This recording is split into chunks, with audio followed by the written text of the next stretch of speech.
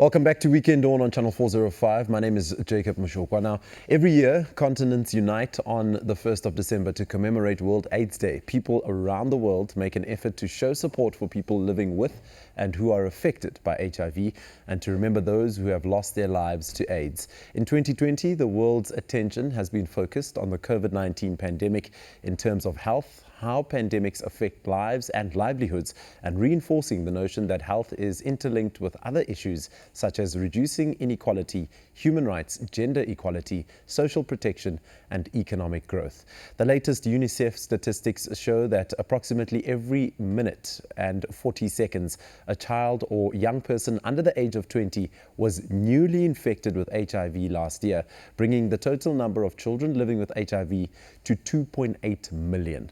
Dr. Thembisile Xulu, Chief Executive Officer of SA National AIDS Council, joins us to chat further. Dr. Thembisile Xulu, thank you for your time and thank you for joining us on Weekend Dawn. Now, we all need to commemorate World AIDS Day on the 1st of December. How will that happen with the COVID-19 pandemic that we all are faced with at the moment? Morning, Jacob, and good morning to your viewers.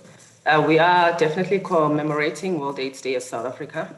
In light of the COVID pandemic, we are going to be hosting a hybrid event, a very small gathering where we are going to be in Soweto at interlinked clinic in Dobsonville. And this is where the Deputy President will address the nation and give his keynote address.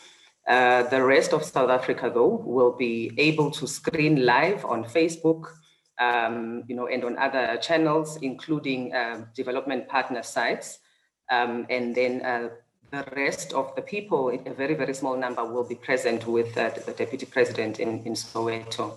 The theme that we are going to be using for this year is we are in this together, Cheka Impilo.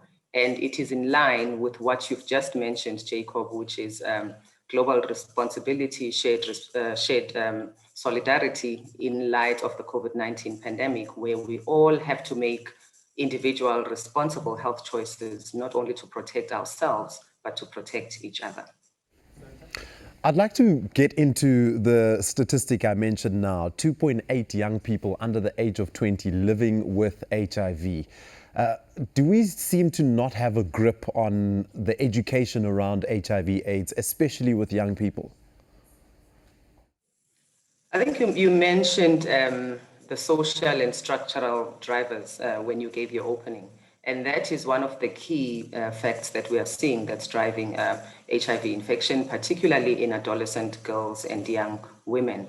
We are seeing that amongst the new infections that we still continue to see, they bear the brunt. And it relates to issues of young women, not able to negotiate condom use during a sexual interaction. They are dependents, on other parties for things like support financially, to buy sanitary pads, etc. Hence, programs like She Conquers and Dreams aim at the fact that we want to create global packages and address the issues related to young people in their totality, so that at the end, they are determined, they are resilient, they are AIDS-free, they are safe. You want to create a young person that is full in their totality, and we are seeing programs that are addressing that. So in terms of prevention as a country, we haven't seen very good results, but for young people, it is particularly concerning. Hence the excitement as well that we saw when the long-acting prevention injection was released as part of initial research that came out, because we can see that if we can give young women, for instance, access to an injectable for 8 weeks that prevents not only HIV, but could also prevent pregnancy if combined with a pregnancy injection, that could be a game changer. And then in terms of government support, when it comes to educating people about the dangers of HIV/AIDS or even living with HIV/AIDS, you think government is doing enough in South Africa? Definitely, I think there is sufficient information that is out there. And I think even if you look at some of the surveys, the knowledge is out there. People know, COVID-19 came, and besides the HIV fatigue that we are starting to see, we are also now starting to see fatigue related to knowledge around COVID-19. So what we are now going to work on together with the government is to reinvigorate some of the messaging related to HIV, TB, and STIs, because people living with HIV and TB do know that they've got the condition, but COVID essentially took us a bit off track. And the campaigns that we had around the messaging, around the knowledge, those just need a bit more invigoration so that HIV and TB do not take the back seat and we don't start reversing the gains that we had started seeing in terms of achieving our targets towards 2030. Now, when I look at South Africa, I think we are maybe at a better advantage versus other countries, specifically in the Southern African region, where thousands of people, at least 800,000 people, are living with HIV, or new HIV infections have been recorded recently. How can we as South Africans help our neighboring countries also in terms of educating and assisting them when it comes to dealing with HIV/AIDS? I think one of the good things is we do have platforms where particularly, SADC ministries and SADC health leaders actually get together and share ideas just based on the fact that, the SADC community is interlinked and integrated.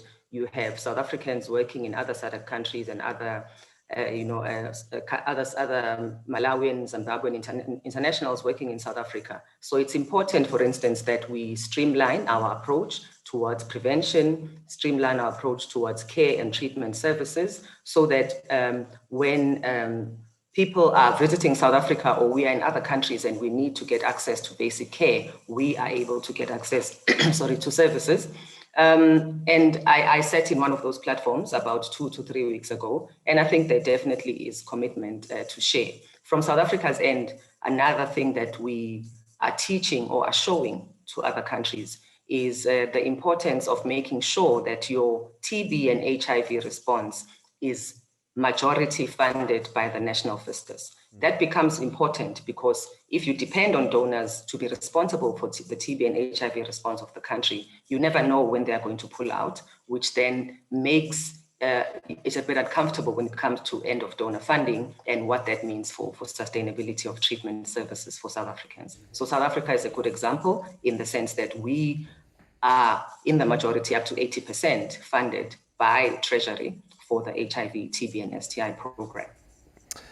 Dr. Thembisile, before I let you go, I think I should ask from a personal perspective, what does an individual like me do to help come the 1st of December in terms of educating or at least doing my bit to try and bring the numbers down when it comes to HIV/AIDS?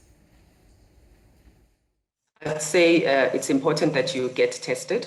And once you get tested, and getting tested, Jacob, doesn't just mean test for HIV. Check your blood sugar, check your cholesterol, your blood pressure, get tested and take action once you know. So if you are infected, get onto treatment. And once you are on treatment, stay on treatment because we need you to be virally suppressed so that you do not transmit the virus. And beyond that, I would say, make sure that you live a healthy lifestyle, carry on making healthy choices. And in light of the scourge that we've seen of gender-based violence and femicide, Jacob, I'd say have those uncomfortable conversations with your friends around how it is or how is it that men can be at the forefront to end the scourge of gender-based violence and femicide, which is also driving the HIV pandemic in this country. Dr. Thembisile Xulu, thank you for your time.